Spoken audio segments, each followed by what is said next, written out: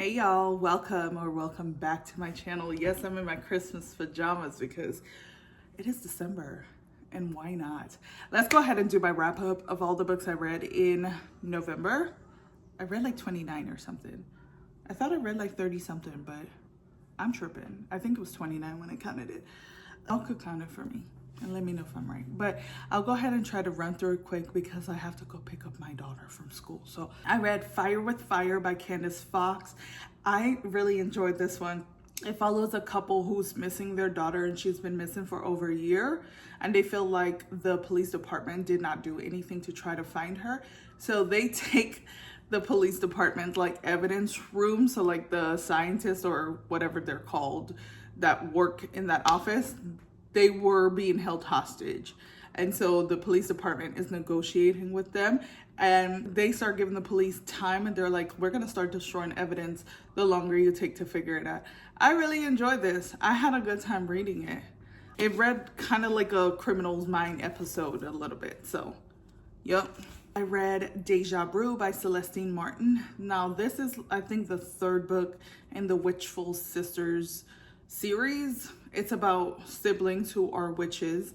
Now in this book, I forgot the people's name, Serena and whatever his name was, but she is a witch, he is a magician, and I was like, aren't those kind of the same? I don't know, I'm not well versed on that, but I don't know, the whole cozy witchy vibe wasn't for me. I just kind of felt like the book was kind of boring a little bit, and it was just kind of okay. I don't know, it was nothing special about it at all. So that was that. And then I read Real by Kennedy Ryan, and I absolutely love this book. At first I was like, this feels insta-lovey to me, and I just don't like that. I really like tension. I like a build-up, make me love you, you know what I mean? But this one follows Neva and Cannon. Neva does Broadway shows. Cannon was asked to go to a Broadway show by one of his friends who happened to know Neva.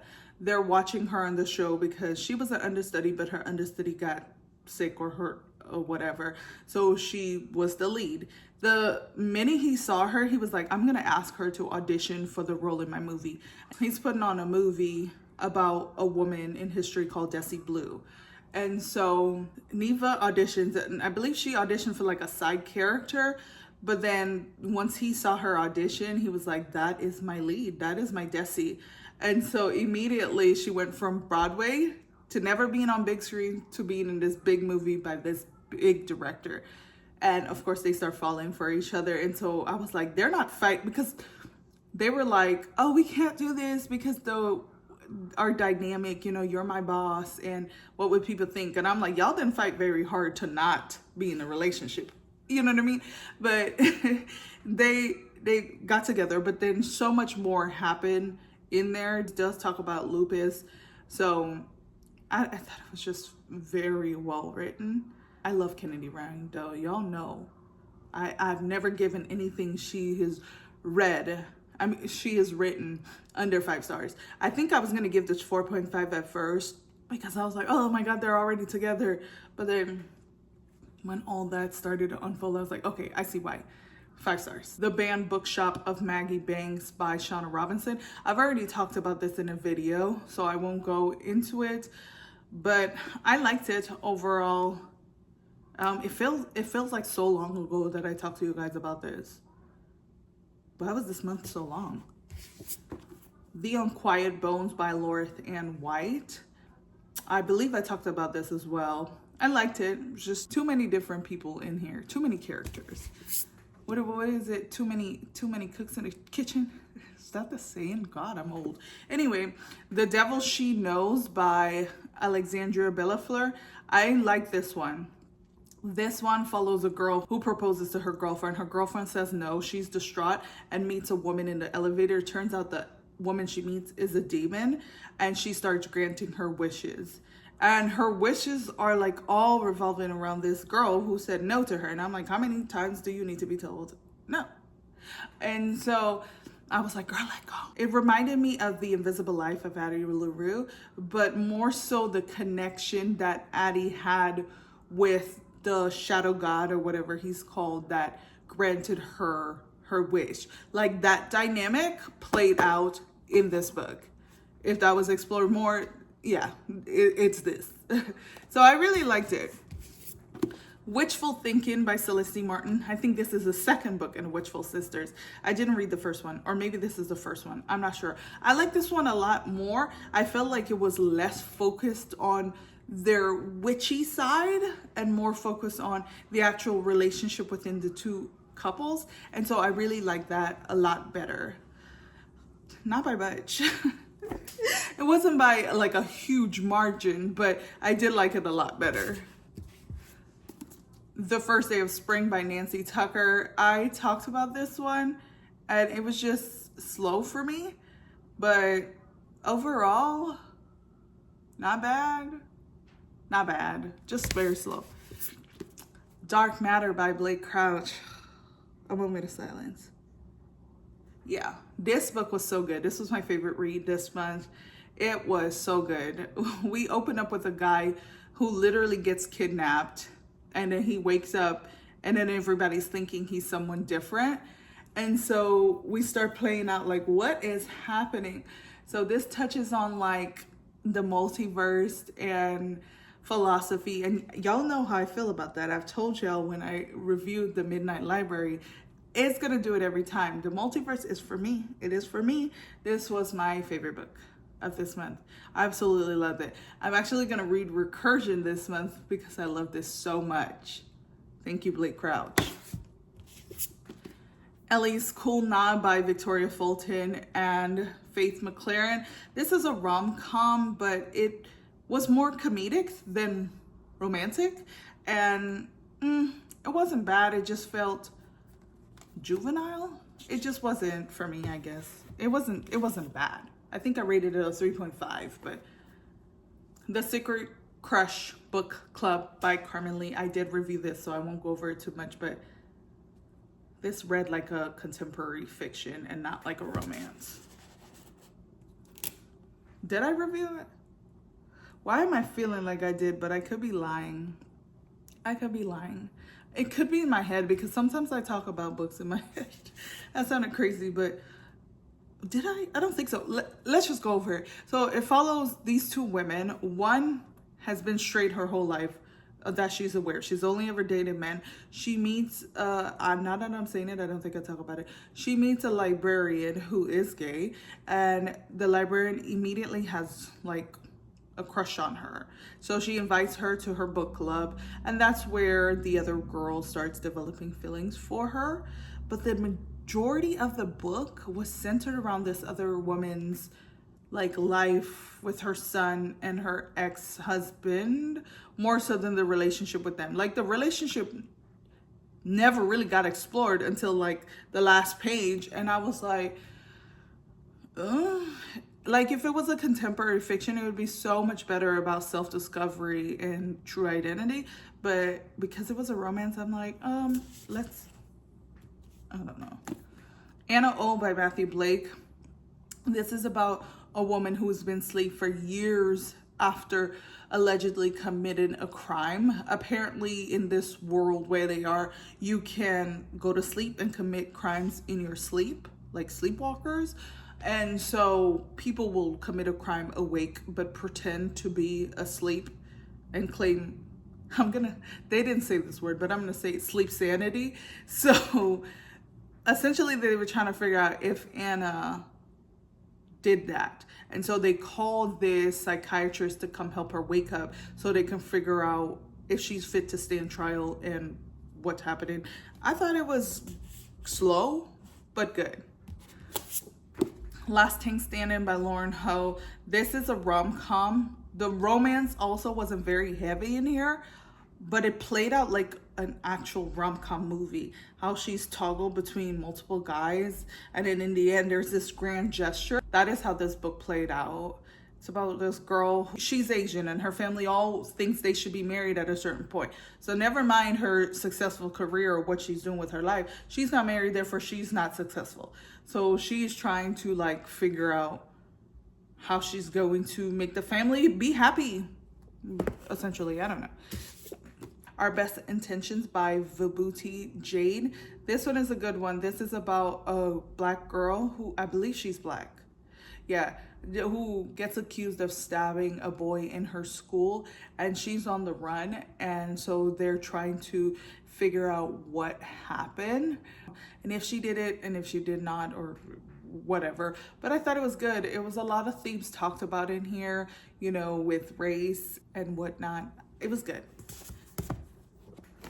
A Sweet Low Country Proposal by Preslasa Williams. I already talked about this, so I won't go into it, but it was okay. Naruto on the Park by Clavis Natera. The premise was there. I just didn't like it, to be honest with you. I did it. It's about like gentrification, but if so much happening, I don't know. I just didn't care for it. I'm gonna get the books that I don't have physically. Oops. Read it here. So I read Intrigued by Danger by India Carter. That is the last book in the Danger series. And after reading all of them, I will say Diamond is my favorite. Okay. Now, Declan, we did not like him in the first book. We like him in this book. But apart from his panic attacks, like that's not something he can control. He just cried so much. And he was having everybody walk over him. The girl he was with for 20 years, his parents, like everybody. I was like, please stand up, put your foot down. I don't know. So he can't be my favorite. That's just unattractive. No. And then I read The Holiday Arrangement by Shakira Renee. I talked about this one in a video that y'all will be seeing on Wednesday, so I won't go into it for you, but it was good. I liked it. I read the entire Improbable Meet Cute series. My favorite was the one by Christina Lauren. That one was so good. I had a good time reading that one. And then it kind of just kept going downhill from there a little bit. But my least favorite was the one by Jasmine Guillory. And y'all, because I have a book by her on my physical TBR called The Holiday Something, I'm going to read it. But it will probably be my last book by her because I just don't like her writing. I don't think it's for me. I read How to Kill Your Neighbors by J.R. Mason, and that one I really loved. It's about this woman whose neighbor is irritating. She's like giving citations to all the neighbors for HOA, but they don't have an HOA. She is her own HOA. And so she devises a plan to get rid of her neighbor. But anyway, so I read Yellowface by R.F. Kuang, and I like this one. This is about a white woman who steals her Korean, I believe she's Korean, best friend or close friend's manuscript after she passes and writes it off, not manuscript, her book. And she writes it off like it's her own. I really like how Kuang had her, the one who stole the book, believing she was the victim. I was like, girl.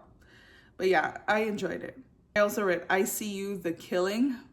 I forgot who that's by, but I'll put it up there. This one was okay. The title I feel like didn't really go with the book. It was very short, it's 70 pages, but there is a part 2, and I feel like maybe I didn't read part 2. Okay, I'll say that. But I feel like maybe we could have joined part 2 with part 1 so it made more sense because it stopped on a cliffhanger, but it didn't feel much cliffhangery. It felt like it just kind of stopped. And there were some things that I felt like maybe were important. They were brought up, but never talked about again. And so I was like, it's okay. I read Mama's Maybe by Asira.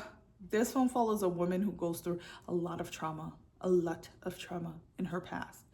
And I was sympathizing with her. I was very sad for her. And I was like, damn, that sucks. But then later on, she becomes like a total dick. Like she changes so much. And I was like, no. And I was like, why did the author go this way? So then I was like, okay, hurt people. But we don't want this. They're so happy. And it's just, I don't know. Say You Love Me by Tommy Stone. I like this one. It's actually about a guy being in an abusive relationship. And I feel like that's something we don't really see in books. We see a lot. And obviously, like statistically, women are more likely to be in an abusive relationship. but it was nice to see the difference in the book. So I like how that played out. Then I read The Proposal by Jasmine Guillory. I didn't read it. I read it before. It's like the second book I read this month. I think I talked about it already on here, so I won't go into it. I also read The Possession of Alba Diaz, and I was liking the book up until the ending, but overall, like, I want to be scared. I've said this before. I want to be induced with anxiety, and it just didn't give me that, you know, like horror is probably not for me, and that's okay. Sheldina, stop reading it, but it was just okay. And lastly, I read Into the Apocalypse by Daniel Vaccaro, and this one is literally an apocalypse. It's about a virus called the Insania virus, and they are essentially zombies, you know? So we're following this one family as they're trying to like survive this, and the husband had to go away for work, but he's like coming back into the US when they're in the middle of this virus, and so he's trying his hardest to get back to his family while having to battle all these other things happening. And I thought it was good, and I thought it was well done. I really liked how we got to see a dad go to such great lengths for his family. Is also action-packed. So I really enjoyed that one. Those are all the books I read in the month of November. Let me know if you've read any of those and how you like them. But as always, thank you guys so much for watching. Happy reading. Bye.